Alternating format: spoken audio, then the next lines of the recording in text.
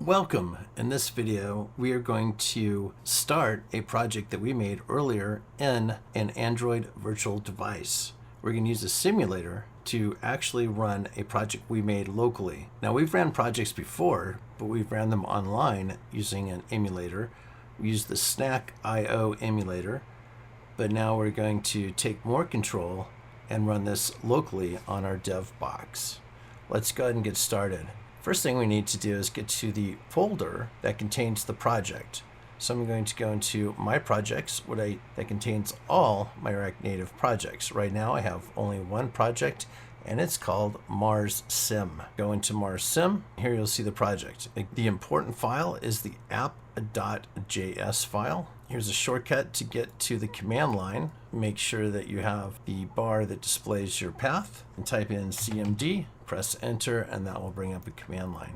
Now we're in the same folder without having to manually type in each word. So definitely a time saver. I'm going to move this over, and I'm going to do a directory to show the contents of the folder. So I typed in dir. Here are the contents of the folder. Let's make this a little bit larger. We're going to run this in our Android virtual device.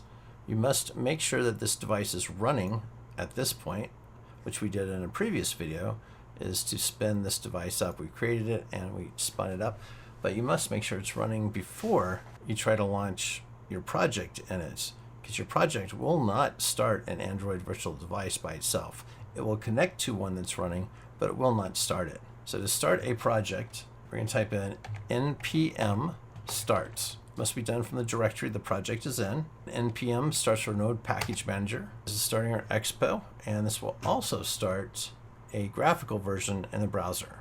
What we're going to do is run on the Android device emulator, and that emulator is right here. And it's attempting to connect to an emulator.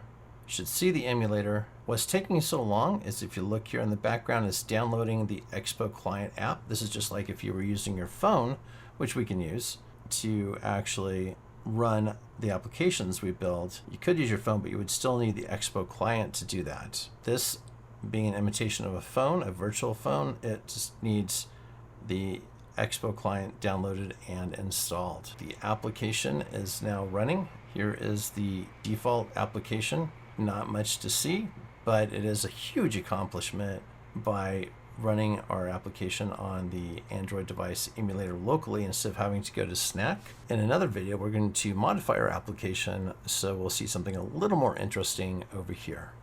See you soon.